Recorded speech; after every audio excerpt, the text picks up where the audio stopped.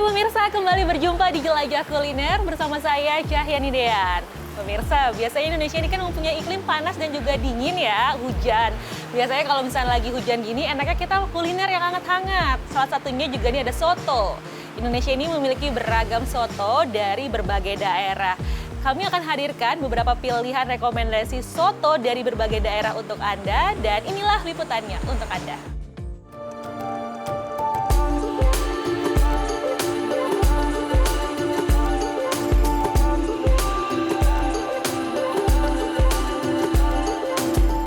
Soto menjadi salah satu kuliner Nusantara yang mudah ditemukan di berbagai daerah. Tentu masing-masing punya ciri khas disesuaikan dengan selera warga lokal.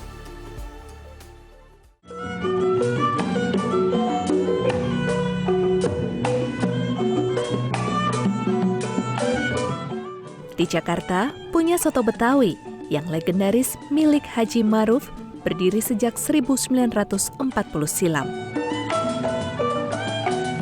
Resep otentik bertahan sejak dulu hingga generasi ketiga. Menggunakan rempah seperti jahe, sereh, lengkuas, dan daun salam sebagai bumbu dasar kuah. Sementara untuk memasak daging sapi, sang pemilik punya cara tersendiri agar daging lebih lezat saat disantap. Setelah direbus selama 3 hingga 4 jam, daging digoreng dalam minyak panas. Tuangkan kecap manis di atas daging. Tunggu hingga daging kecoklatan, lalu angkat. Yang menjadi ciri khas soto Betawi Haji Maruf, yaitu tidak menggunakan kentang dan sayuran. Hanya daging dan jeroan seperti paru, usus dan babat, ditambah emping, daun bawang dan bawang goreng disiram dengan kuah santan bercampur susu. Kalau misalkan soto Betawi sebenarnya kan khasnya itu jeroan aja. Hasilnya jeroan aja karena zaman dulu tuh daging itu kan mahal kalau cerita dari almarhum kakek sama orang tua gitu kan. Nah akhirnya sekarang tuh udah ada pakai campuran daging gitu, dan bedanya mungkin kita nggak pakai kentang, sayur-sayuran tuh nggak pakai karena ya emang basicnya aslinya dari zaman dulu ya daging sama ya kuah santannya itu gitu. Awalnya itu kita hanya santan aja, pas dari zaman almarhum kakek santan aja. Nah kakek cerita pas lagi dagang lagi rame-ramenya, kalau untuk meres santan lagi nggak memungkinkan.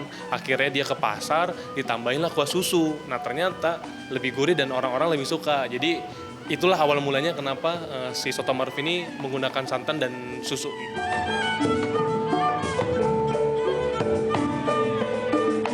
Karena punya banyak pelanggan, tak heran soto Betawi Haji Maruf memiliki 3 cabang. Mereka selalu kembali demi merasakan kelezatan semangkuk soto Betawi.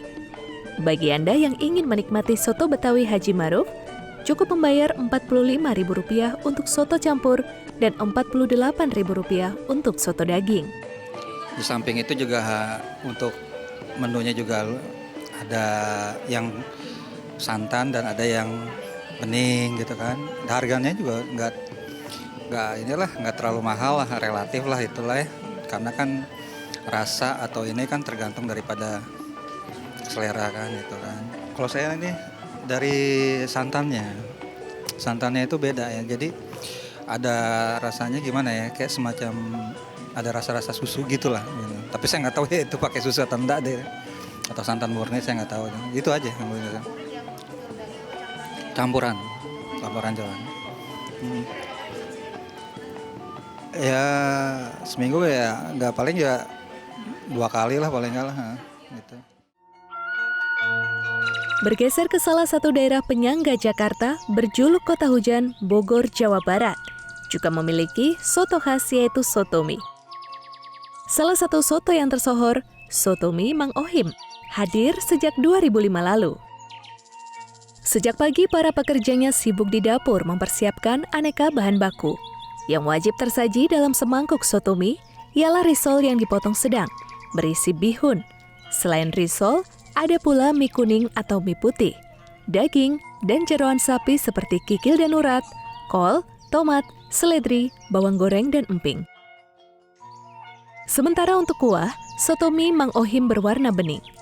Hasil rebusan kaldu daging sapi yang dimasak selama 2,5 jam, lalu dicampur bumbu halus seperti bawang merah dan bawang putih, kemiri, jahe, dan pala. Agar lebih nikmat, saat hendak disajikan, kuah kaldu sapi ditambah kecap asin, cuka, dan sedikit penyedap. Yang ciri khasnya itu risonya ya. Kalau di yang lain kan risonya basah ya. Kalau di sini udah digoreng kering, udah dipotong-potong tuh. Jadi langsung disajiin aja gitu. Kalau untuk kuah masih sama aja, cuman ini kan yang kebanyakan yang di lain makan agak-agak kemerah-merahan ya.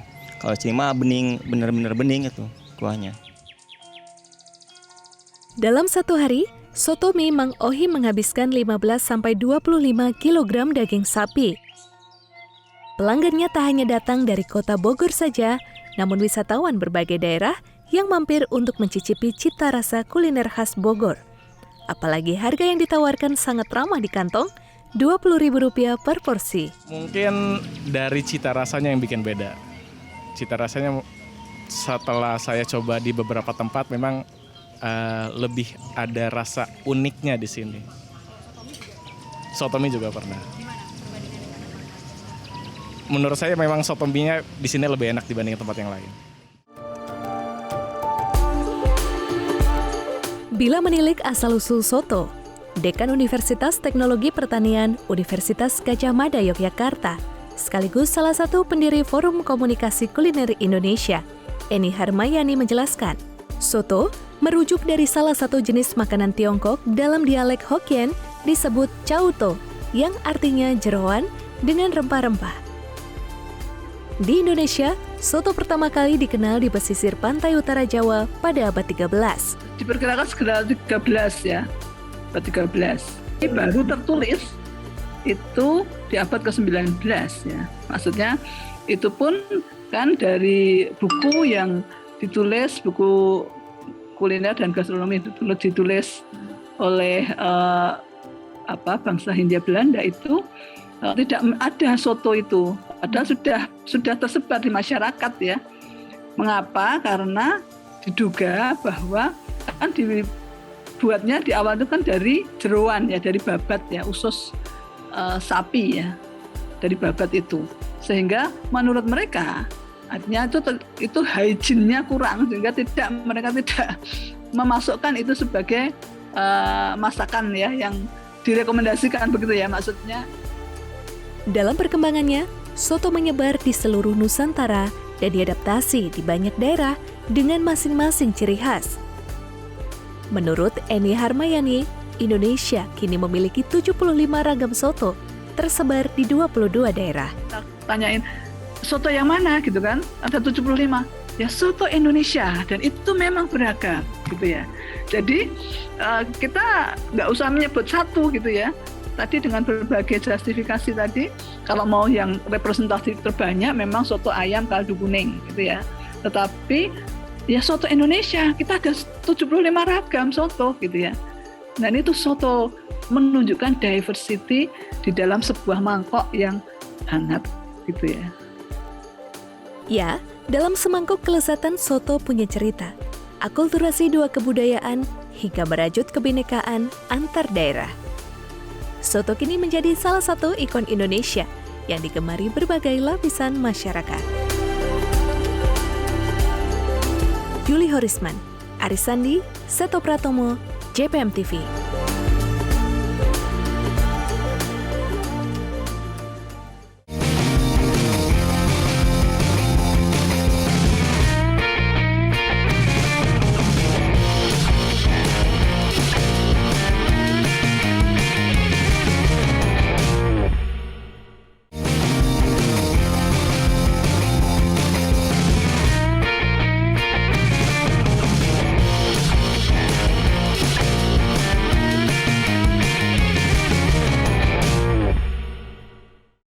Walau terus bermunculan kedai kopi kekinian, namun sebuah kedai kopi di kawasan Glodok, Jakarta Barat tak lekang oleh zaman. Berdiri sejak 1927, kedai kopi Taki masih terus didatangi pelanggan setia dari generasi ke generasi berkat cita rasa yang tak pernah berubah. Taki itu filosofinya adalah sederhana dan wibawa. Kawasan Glodok terkenal sebagai pecinanya Jakarta. Di sini banyak tempat legendaris, salah satunya kedai yang sohor di kalangan penikmat kopi.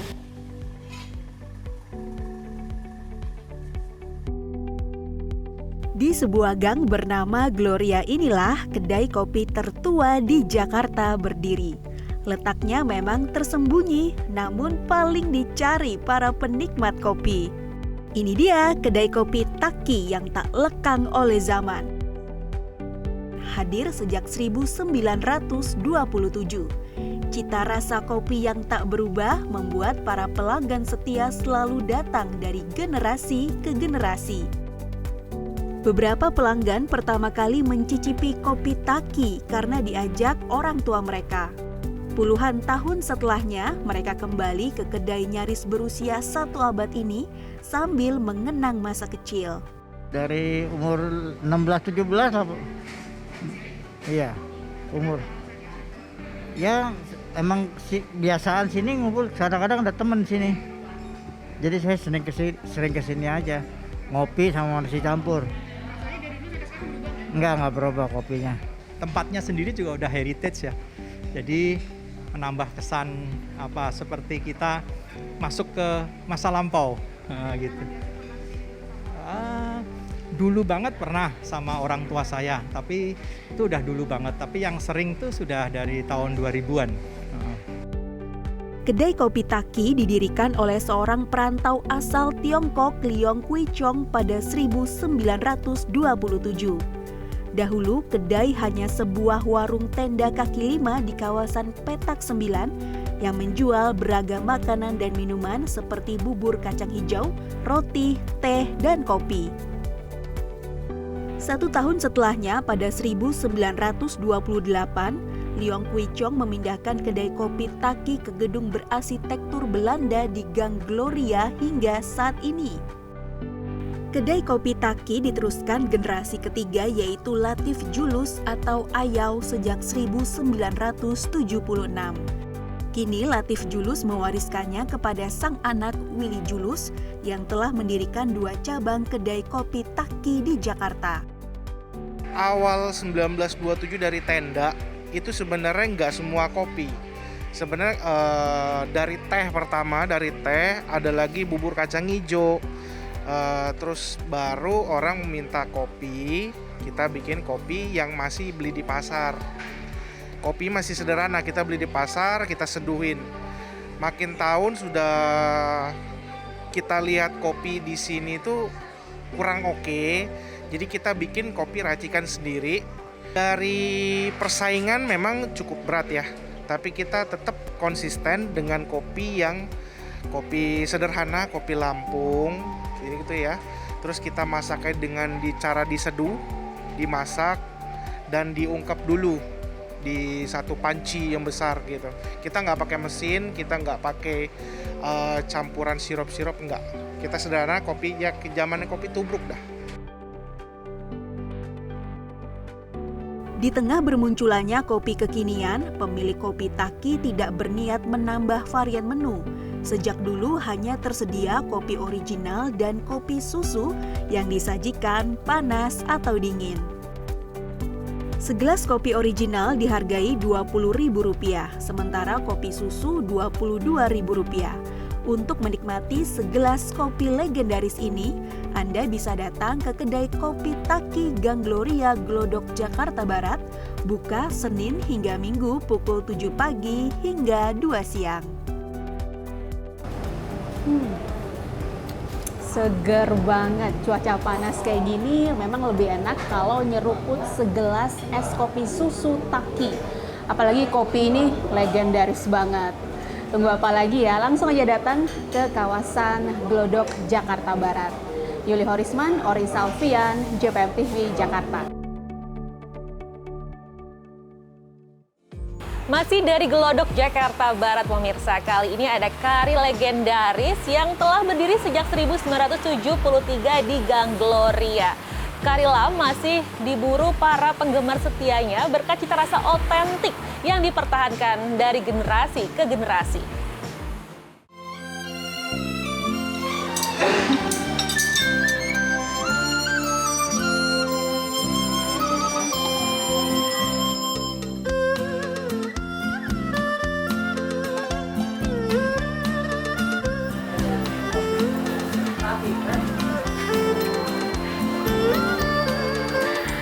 Jalan-jalan ke kawasan Glodok Jakarta Barat tidak lengkap rasanya jika tidak kuliner. Di sini juga ada loh kuliner yang halal, salah satunya adalah tempat yang akan saya datangin ini. Inilah sang legenda kari di Jakarta, Kari Lam, terletak di ujung Gang Gloria, Jalan Pintu Besar Selatan 2, Glodok, Jakarta Barat. Pemiliknya Saiful Alam atau akrab disapa Akyong. Dia generasi kedua penerus usaha Kari Lam milik sang ayah Alam. Nama Kari Lam juga diambil dari nama panggilan sang ayah. Semangkuk Kari Lam berisi daging sapi atau daging ayam kampung, potongan kentang, lalu disiram dengan kuah santan bercampur susu. Lebih nikmat disantap dengan bihun atau nasi putih. Semua sebenarnya sama, cuma mungkin ya kita kuahnya lebih bagus, kayak lebih mantep gitu lah. Gitu, nggak katakan kelewat medok, nggak katakan kelewat enteng, nggak sedang-sedang gitu. Jadi orang gampang cerna. Jadi saya punya kan santan campur susu, rempah-rempah kering ya, rempah-rempah sama bumbu basah. Ya bangsa itulah Laos, serai apa gitu. Dahulu, ayah Akyong memulai usaha Kari Lam di Medan, Sumatera Utara. Kemudian pada 1973, pindah ke kawasan Glodok hingga kini. Keahlian memasak Kari Lam diperoleh karena sejak kecil Akyong sering ikut sang ayah berdagang kari. Kini, walau sudah berusia 72 tahun, Akyong masih turun tangan sendiri meracik bumbu kari. Kita kan jaga, ya, jangan sampai kemunduran gitu. Kita cari majunya lagi, gimana supaya lebih bagus. Dia pertahankan cirinya itu, namun kasih maju lagi gitu. Kalau kita makan berasa itu kuahnya ya, wangi nggak katakan medok lah ya. Kayak ada apa gitu, santan-santannya itu ya, supaya enak gitu. Bantu sih dari dulu juga ada yang bantu. Ya cuman kita pegang peranan kita lah gitu. Berkat resep yang dipertahankan turun-temurun, Kari Lam selalu punya penggemar setia dari generasi ke generasi. Aku udah lama sih langganan. Dia enak sih emang, makan dari zaman papanya dulu. Ayam, kari ayam. Ini karena pandemi sih udah jarang-jarang sih gitu loh. Kalau dulu sih paling sebulan 2 kali gitu. Kalau dia sih enak sih ya, nggak bisa diinin lah ya. Dari dulu emang begitu aja dari papanya, nggak pernah berubah. Sama aja, kari ayam. Semangkuk Kari Lam, sapi atau ayam kampung, dijual Rp50.000. Bila menambahkan bihun atau nasi, Rp55.000 per porsi. Kari Lam buka setiap hari pukul 8:30 pagi hingga 16 waktu Indonesia Barat.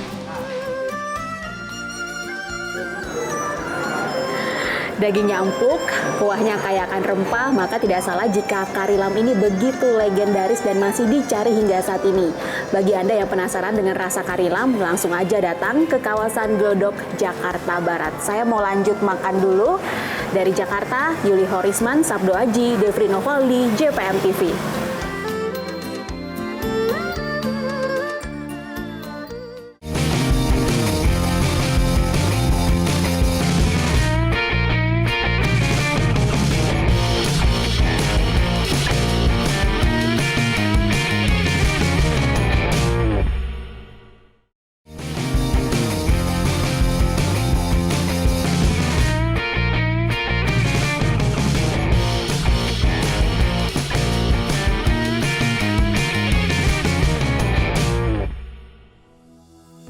Pemirsa, bagi Anda yang suka kulineran seperti berada di Pulau Dewata, Bali, Anda bisa mendatangi Cafe Bumi Aki Green yang berada di Karangtanjung, Kabupaten Pandeglang, Banten ke daftar kunjungan Anda. Di kafe ini menyuguhkan konsep seperti berada di Pulau Dewata, Bali.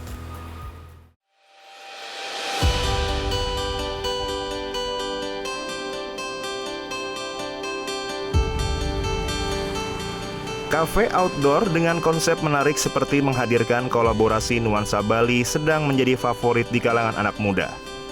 Kafe bernuansa Bali yang dinamakan Bumi Aki Green berlokasi di Jalan Gunung Karang, Desa Juhut, Kecamatan Karangtanjung, Kabupaten Pandeglang, Banten. Kafe Bumi Aki Green bernuansakan Bali dengan dibalut dekorasi khas Bali dan campuran makanan khas daerah Pandeglang. Menu andalan di kafe ini yakni nasi gonjleng dan menu Bali ayam betutu. Sementara untuk minumannya, es gula aren dan kopi gula aren menjadi unggulan di kafe ini. Kafe Bumi Aki Green yang dibuka sejak September 2021 ini menawarkan sensasi suasana ala Pulau Dewata Bali. Kafe ini didirikan pasangan suami istri Cepidian dan Reni Nur Amalia. Salah satu pemilik kafe, Reni Nur Amalia, mengatakan konsep tersebut kolaborasi antara Bali dan Sunda Pandeglang. Di Pandeglang sendiri belum ada kafe atau resto nuansa seperti di Bali. Konsepnya kita emang awalnya kolaborasi antara konsep ciri khas Banten, Pandeglang Banten sama Bali. Karena kenapa kita ngambil konsep Bali? Karena emang intinya biar ada perbedaan dari yang lain lah gitu. Terus emang tempat sama sarananya emang mendukung, udah view-nya udah kayak di Ubud Bali. Makanan kita angkat nasi gonjleng, paket nasi gonjleng ayam, ada ikan nila, itu ciri khas Banten, Pandeglang Banten ya. Terus kita juga kolaborasi juga makanan dari ciri khas Bali, yaitu ayam betutu. Kita angkat juga, jadi biar berbarengan lah sama, ada konsep Balinya, ada konsep Pandeglangnya. Nuansa Bali menjadi kesan tersendiri bagi pengunjung untuk menikmati makanan maupun kopi yang disajikan di Bumi Aki Green. Selain itu, di Bumi Aki Green juga ada live musik untuk menambah kehangatan bagi para pengunjung. Yusef Kurnia, JPM TV, Pandeglang, Banten.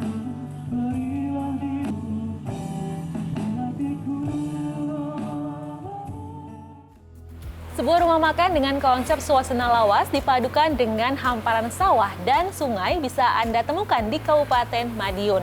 Pengunjung yang datang ke tempat ini bisa menikmati aneka hidangan lezat dipadukan dengan suasana seperti di desa.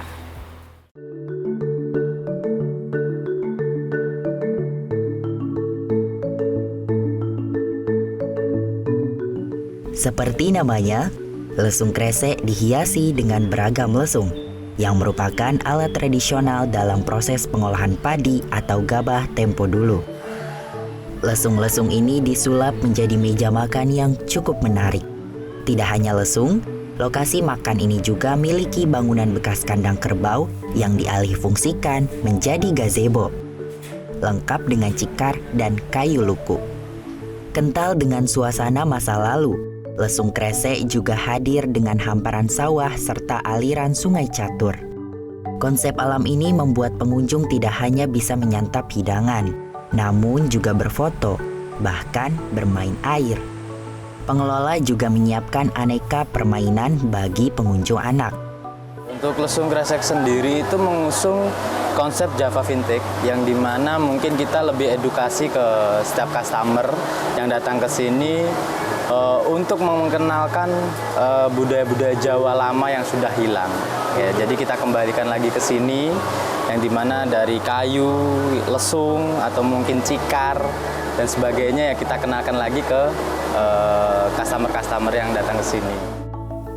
Bagi pengunjung yang ingin kulineran, lokasi makan ini menyediakan olahan ikan gurami dan nila.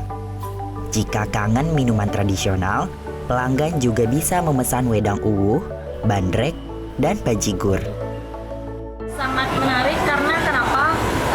Di sini masih kental dengan kearifan Jawa, budaya Jawa, dan di sini masih kental dengan budaya lokal, yaitu meja yang terbuat dari lesung dan wahana-wahana, dan pokoknya fasilitasnya juga menarik dan pelayanan juga memuaskan.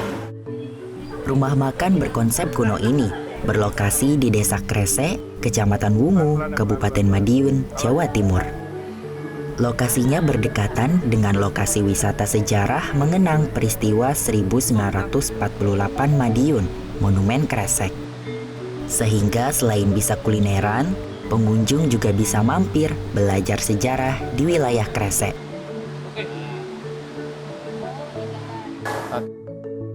Tim Liputan CTV Madiun, Jawa Timur. Jika tadi ada sebuah tempat makan yang seperti suasana di desa, kali ini saya ajak Anda ke Serang, Banten. Di sana ada sebuah kafe yang jauh dari keramaian kota dan letaknya di pinggir hutan loh pemirsa. Langsung saja yuk kita lihat kafenya berikut ini.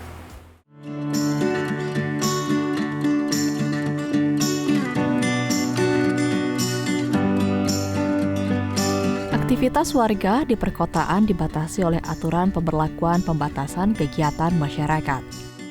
Sejumlah pertokoan dan kafe di kota Serang, Banten masih banyak yang tutup.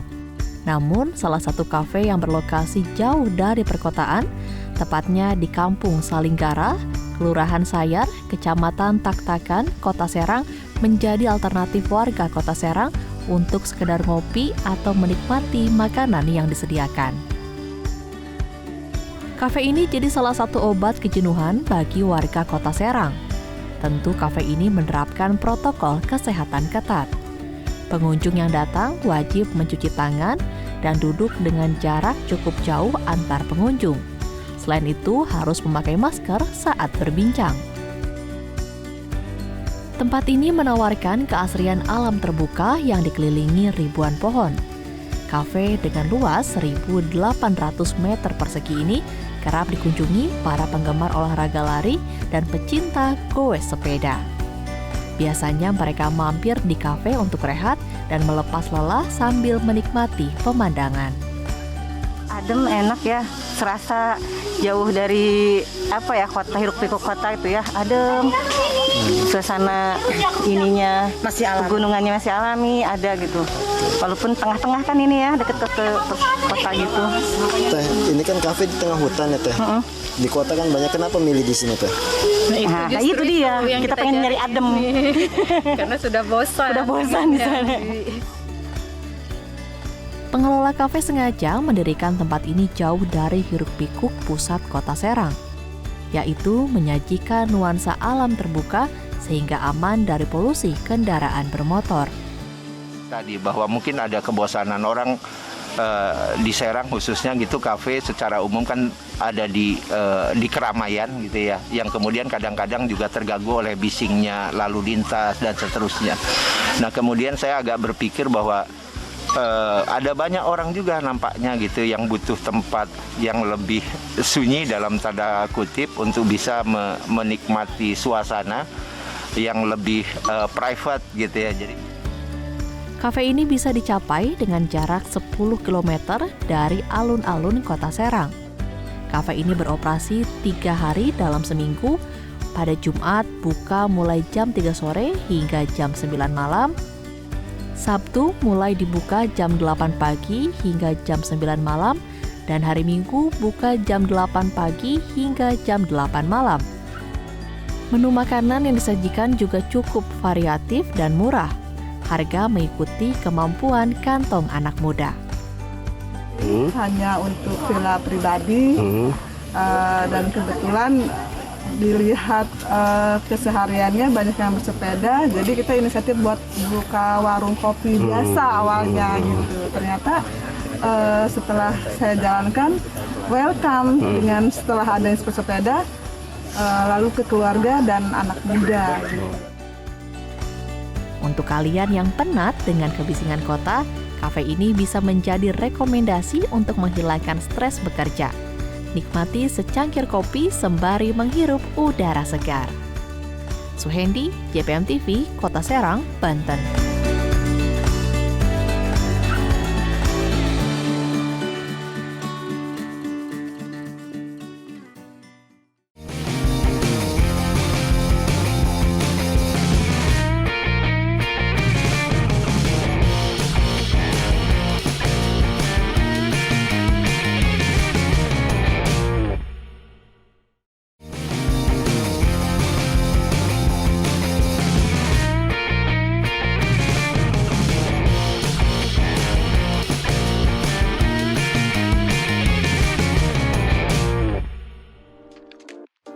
Pemirsa, kedai kopi saat ini menjadi tempat favorit tak sekadar untuk nongkrong, namun juga membahas bisnis.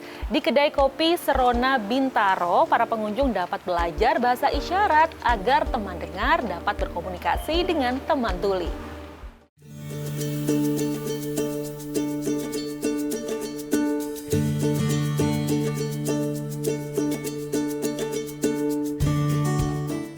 Kedai kopi menjadi tempat favorit bagi anak muda hingga orang tua untuk sekadar nongkrong atau menikmati waktu bersama pasangan, sahabat, hingga menjadi tempat untuk membahas pekerjaan bersama rekan sambil minum kopi favorit. Namun di Serona Cafe Bintaro yang terletak di Emerald Clubhouse Jalan Jombang Raya, Tangerang Selatan, pengunjung tidak hanya bisa menikmati kopi dan menghabiskan waktu di kafe dengan konsep estetik dan unik, tapi juga bisa sambil belajar bahasa isyarat. Di kedai kopi ini, para tamu yang datang belajar dan berkomunikasi langsung menggunakan bahasa isyarat ke pramusaji dan barista. Karena sebagian besar barista dan pramusaji di kedai ini adalah teman-teman tuli. Di kedai ini juga terdapat huruf-huruf bahasa isyarat terpasang di sudut-sudut ruangan. Dengan hadirnya kedai kopi Serona membuka peluang lapangan pekerjaan untuk teman-teman tuli, sekaligus membuka ruang komunikasi untuk teman dengar dengan teman tuli. Sekarang orang-orang normal punya perspektif bahwa kita nggak bisa komunikasi dengan teman-teman disabilitas. Bahasa itu cuma lewat oral, lewat mulut, ataupun kita ngomong kenceng. Sedangkan mereka sama aja nggak dengar juga kan. Nah di situ sebenarnya kita masukin biar, kita biasakan dengan bahasa isyarat. Di sini kita pakai Bisindo, bahasa isyarat Indonesia. Di situ kita biar bisa teman-teman itu komunikasi satu sama lain antara teman-teman yang dengar maupun teman-teman tuli di bermasyarakat nantinya, seperti itu.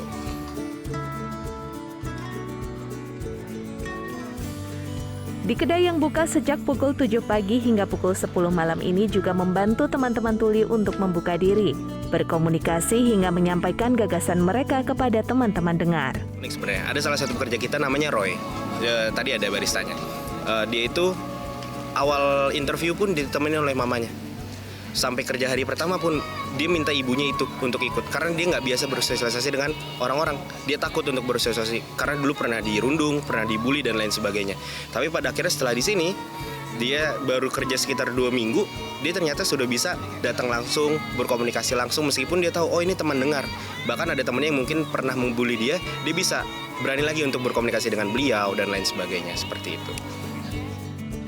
Sementara menu yang dihadirkan di kedai ini pun unik. Misalnya beberapa sengaja diberi nama dengan kata yang menggambarkan kesetaraan semua manusia.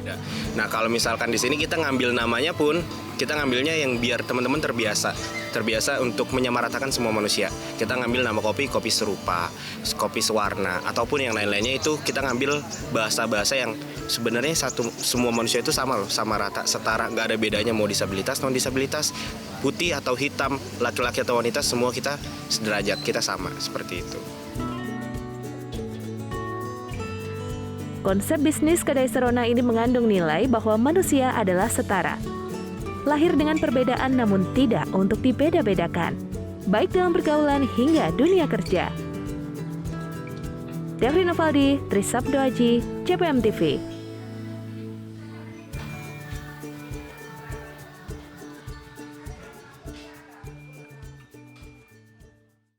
Sebuah kafe di Cilegon, Kepandean, Banten memberikan kesempatan para penyandang disabilitas untuk bekerja dan beraktivitas seperti orang normal pada umumnya. Inilah dia Cafe Bubble and Gallery.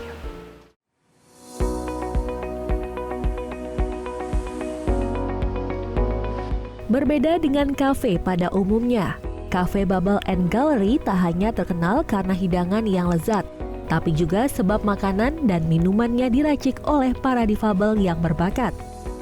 Nama Bubble pada kafe ini memiliki arti gelembung yang mudah pecah namun membawa kebahagiaan seperti karakter penyandang disabilitas. Sedangkan galeri sebagai wadah pameran karya dari para penyandang disabilitas. Kafe ini memang sengaja didirikan sebagai wadah untuk memberi kesempatan pada kaum difabel untuk menunjukkan hasil kreasi mereka, sekaligus meningkatkan kesadaran masyarakat akan kemampuan mereka. Salah seorang penyandang disabilitas, Memen, menceritakan senang bisa bekerja di kafe ini karena teman-temannya saling membantu dan kompak dalam menyelesaikan pekerjaan. Dulu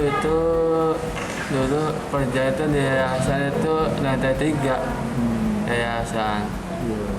Ya angkat-angkat semacam sayuran itu pocok gitu di yayasan dulu mah.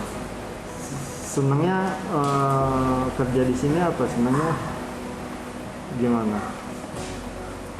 Dulu tuh di yayasan itu saling bantu, saling bersama. Terus? Ya saling gotong royong itu. Bersamaan kompak. Founder Yayasan Anak Mandiri Banten sekaligus pemilik Cafe Bubble and Gallery, Kristiana Yong, mengatakan ia mendirikan Cafe Bubble and Gallery sejak tahun 2017. Ada 14 penyandang disabilitas yang mengelola Cafe Bubble and Gallery. Mereka memiliki beragam keterampilan yakni memasak, seni rupa, melukis, menjahit, menghias tas, dan lain-lain. Semua karyanya dipamerkan di kafe ini agar bisa dinikmati para pengunjung. Karena sebenarnya kerinduan kita ya sebagai orang tua itu bagi anak-anak kita yang sudah beranjak dewasa ke depannya itu mau mengerjakan apa gitu. Apakah mau di rumah saja membebani keluarga, tidak mungkin mereka juga membebani adik kakaknya, tidak mungkin ya, mereka tetap harus mampu mandiri secara finansial. Jadi itulah kerinduan kita sebagai orang tua. Makanya kami Yayasan Anak Mandiri mendirikan peluang usaha bagi mereka, Bubble Cafe dan Galeri yang isinya memang mencakup berbagai keterampilan. Tidak hanya masak saja atau tata boga, tapi berbagai keterampilan bisa disajikan di sini. Untuk harga makanan dan minuman di kafe ini cukup terjangkau, mulai harga Rp10.000 hingga Rp30.000. Selama ini 2% keuntungan dari kafe digunakan untuk kegiatan sosial. Namun omset pendapatan kafe ini sempat menurun 80% karena terdampak pandemi COVID-19. Suhendi, JPM TV, Kota Serang, Banten.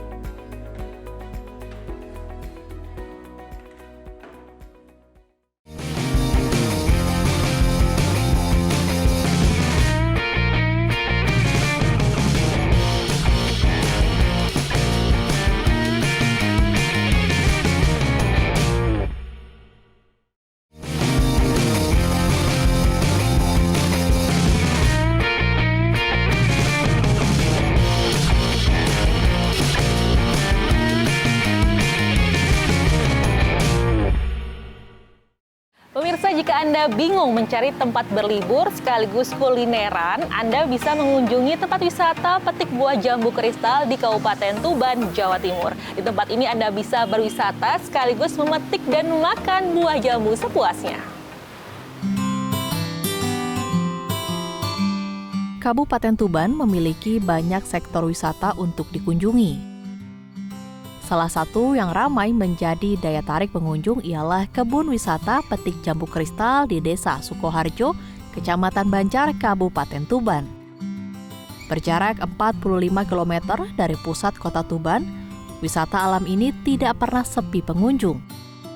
Bahkan setelah hampir 2 tahun tutup karena pandemi, wisata petik jambu kristal kembali diserbu pengunjung. 4.000 pohon jambu kristal tumbuh di area seluas 4 hektar ini. Pohon-pohon ini ditanam menggunakan pola silang sehingga dapat menghasilkan buah secara bergantian. Hal ini membuat pengunjung yang datang dapat selalu menemukan buah setiap petik. Posisi buah yang tidak terlalu tinggi memudahkan pengunjung untuk memetik tanpa harus susah payah memanjat batang. Di sini apa, Mbak? Bisa metik jambu, bisa langsung dimakan di tempat. Terus keunggulan jambunya gimana rasanya? Rasanya manis, bijinya sedikit. Meski gratis makan di tempat, namun pengunjung yang hendak membawa pulang jambu kristal dikenakan tarif Rp20.000 per kilogram. Sementara tiket masuk lokasi untuk pengunjung dewasa sebesar Rp15.000 dan anak-anak Rp10.000. Bisa makan jambu sepuasnya. Di dalam juga ada tempat untuk foto-foto selfie. Terus kami juga untuk menyediakan edukasi kalau nanti pengunjung yang berkenan. Wisata kebun ini dulunya merupakan lahan tandus yang bergantung pada musim penghujan.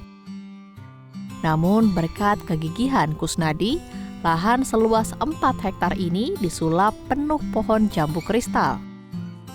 Kini hampir setiap hari kebun jambu mampu menghasilkan buah siap petik, bahkan saat panen raya 16 ton jambu segar dapat dihasilkan dari kebun ini. Husni Mubarok, JTV, Tuban, Jawa Timur. Selanjutnya saya ajak Anda ke lereng Gunung Wilis di Kabupaten Madiun, Jawa Timur yang merupakan daerah penghasil durian berkualitas. Jika Anda berkunjung ke sana, Anda bisa menikmati durian dengan cita rasa yang tentunya lezat dan legit sekali pemirsa. Para pengunjung yang datang tidak hanya dari dalam kota, namun juga dari luar daerah. Bulan Januari memasuki musim panen buah durian. Desa-desa di sekitar lereng Wilis, Kabupaten Madiun, menjadi sentra penghasil buah durian. Satu pohon dapat menghasilkan lebih dari 50 buah durian. Winanto, warga Desa Segulung, Kecamatan Dagangan, Kabupaten Madiun, setiap pagi ke kebun untuk memanen buah durian yang matang di pohon. Buah durian yang sudah matang biasanya akan jatuh sendiri tanpa harus dipetik. Sebelum memasuki musim panen, Winanto sudah mengikat satu persatu buah durian. Dia menjajakan buah durian hasil kebun di halaman rumahnya. Berbagai jenis durian lokal ada di sini, mulai dari jenis durian bajul, dandang, hingga durian kau. Namun yang paling terkenal rasanya adalah durian jenis kau. Durian jenis ini memiliki rasa manis dan sedikit pahit saat dimakan. Bulan Januari hingga Februari menjadi puncak panen raya buah durian lokal Segulung. Masalah harga, durian lokal dari Desa Segulung ini sangat terjangkau, mulai dari Rp25.000 hingga Rp100.000 tergantung besar kecil dan jenis buah durian. Para pembeli durian juga mendapatkan garansi dari penjual. Jika buah durian rusak atau rasanya tidak sesuai, maka durian akan langsung diganti. Tova Pradana, JTV, Madiun, Jawa Timur.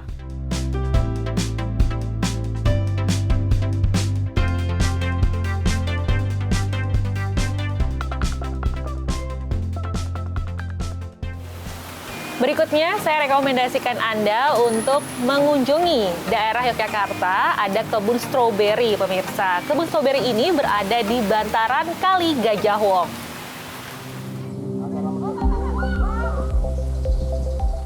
Kondisi bantaran Sungai Gajah Wong mulanya gersang dan kumuh. Inisiator Kampung Stroberi Supriyadi bersama rekan-rekannya patungan membeli polybag dan bibit tanaman untuk disemai di bantaran sungai. Tanaman yang dipilih adalah stroberi sebab mudah dirawat, serta kebun stroberi di Yogyakarta masih sangat jarang. Pinggiran sungai itu dulunya kan rindang, terus sejak dibikin jalan ini kan gusang sekali. Kita punya ide, kita kasih tanaman-tanaman biar bisa hijau, biar oksigennya tambah. Khusus stroberi mungkin 1000-an lebih nih. Kalau yang pot-pot yang gede, tanaman keras. Ketekunan Supriyadi dan rekannya pun membuahkan hasil. Kini stroberi tumbuh subur di bantaran Kali Gajah Wong. Selain menjadi lebih asri, hasil panen dari kebun ini pun dimanfaatkan warga sekitar untuk diolah menjadi aneka makanan, seperti coklat stroberi, egg roll, hingga kembang goyang. Febian dari JPM TV, Yogyakarta.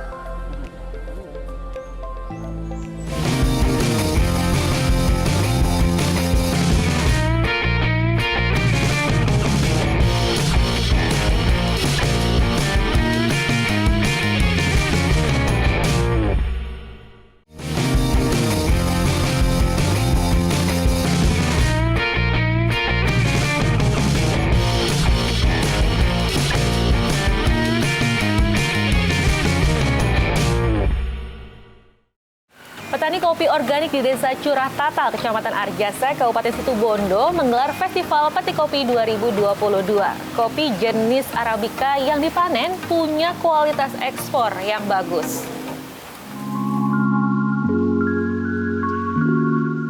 Festival Petik Kopi 2022 kembali digelar petani kopi Arabica di Dusun Taman Dadar, Desa Curah Tatal, Kecamatan Arjasa saat memasuki musim panen. Tanaman kopi Arabica yang ditanam di tanah seluas 420 hektar ini mempunyai kualitas ekspor yang baik. Pada musim panen raya tahun 2022 ini, lahan siap petik di Dusun Taman Dadar seluas 350 hektar dan 70 hektar berstatus tanaman kopi baru. Rianto, salah satu petani kopi Taman Dadar, mengatakan panen perdana tahun ini mengalami peningkatan hasil panen dari tahun sebelumnya. Panen kopi unggulan berkat arahan serta pendampingan para petugas dari Pusat Penelitian Kopi dan Kakao Indonesia atau Puslit Koka. Saat ini gimana perkembangan petani kopi, Pak? Perkembangannya ya bisa dikatakan naik lah pokoknya gitu. Ini lahannya di mana? Soalnya tiap tahun di sini kan nambah terus. Lahan, Pak, ya? Lahannya. Jadi buka lahan lagi terus, Pak, ya? Dukungan terhadap ekspor kopi juga dilakukan pemerintah Kabupaten Situbondo. Saat ini Pemda terus berupaya untuk merangkul para perusahaan besar membeli kopi Arabica Taman Dadar. Kita berharap bahwa panen kualitas kopi hari ini akan lebih baik ketimbang tahun-tahun sebelumnya dan masyarakat bisa sadar untuk meningkatkan kualitas kopi sehingga cita rasa Golden World Coffee itu betul-betul ada ciri tersendiri. Kabupaten Situbondo merupakan salah satu daerah penghasil kopi berkualitas jenis Robusta dan Arabica. Tak hanya Dusun Taman Dadar, jenis Arabica yang lebih dulu populer yakni kopi Arabica Luwak Kayu Mas dari Kecamatan Arjasa, Kabupaten Situbondo. Andi Nurholis, JTV Situbondo, Jawa Timur.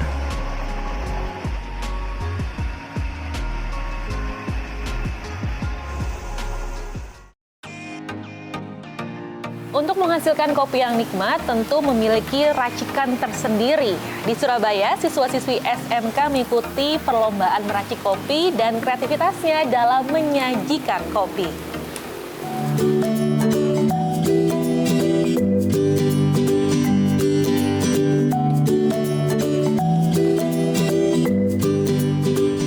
Siswa sekolah menengah kejuruan di Surabaya ini terlihat serius dalam meracik kopi yang dibuatnya.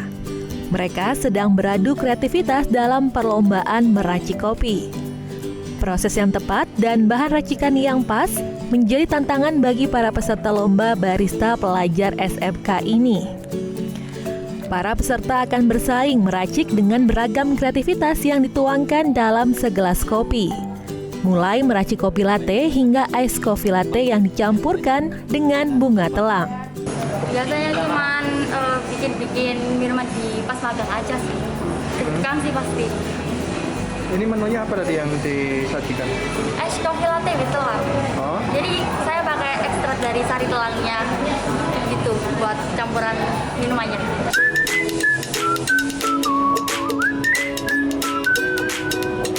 Panitia sendiri membebaskan para peserta menggunakan beragam bahan dan jenis kopi. Penilaian meracik kopi dari rasa, presentasi minuman, korelasi penjelasan dengan hasil minuman, serta kreativitas kopi yang dibuat. Ini seperti yang saya sampaikan ke depan, bahwa ini adalah ada dua tujuan utamanya. Yang pertama ini kami memadai kreativitas anak-anak muda di bidang perhotelan.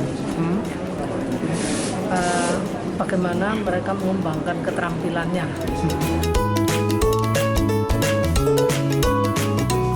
Perlombaan barista untuk siswa-siswi SMK ini bertujuan untuk mewadahi kreativitas pelajar yang menempuh jurusan perhotelan.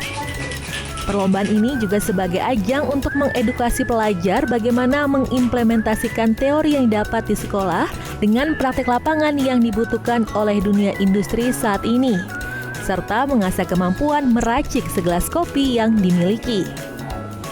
Bagus Setiawan, JTV Surabaya, Jawa Timur.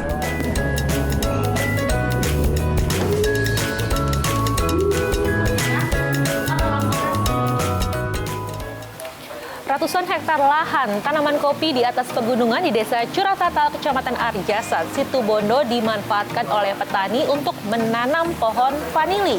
Tanaman vanili yang ditanam di lahan bersuhu dingin ternyata menghasilkan vanili dengan kualitas yang bagus.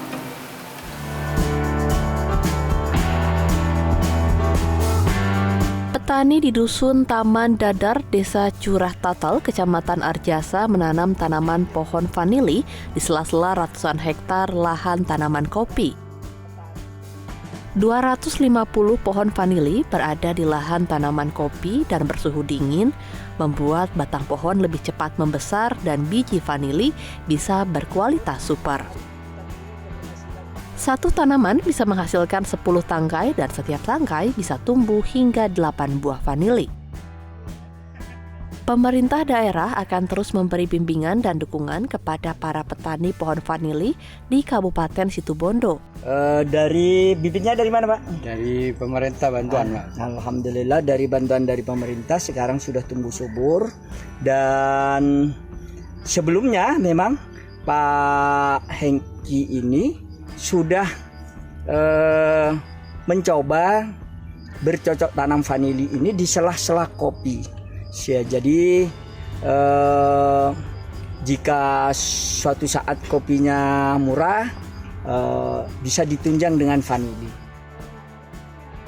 Namun para petani vanili mengaku masih kesulitan dalam menjual hasil panen buah vanili. Petani biasanya menjual vanili kering ke pembeli di Lampung dengan harga Rp4 juta per kilogram melalui market online. Udah berapa kali panen Pak sekarang? Yang ini cuma baru 2 kali. Terus untuk jualnya sendiri berapa? Gimana Pak? Saya menjualnya itu ke daerah Lampung online itu. Nah, makanya saya yang diminta sama pemerintah itu perhatiannya untuk petani untuk taman dadar itu, untuk vanili itu. Itu pembelinya saya yang dibutuhkan. Apalagi di Situbondo misalnya ada pembeli pengepul di sana, malah saya rawat yang lebih bagus. Bibit pohon vanili yang ditanam petani merupakan bantuan dari pemerintah daerah melalui Dinas Pertanian Situbondo. Pemerintah daerah akan terus memberikan dukungan dalam membudidayakan tanaman vanili dan membantu memaksimalkan pemasaran. Andi Nurholis, JTV, Situbondo, Jawa Timur.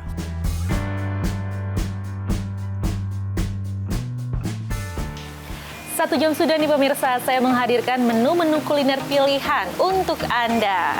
Dan waktunya sekarang saya untuk undur diri sampai bertemu kembali di jelajah kuliner selanjutnya. Sampai jumpa.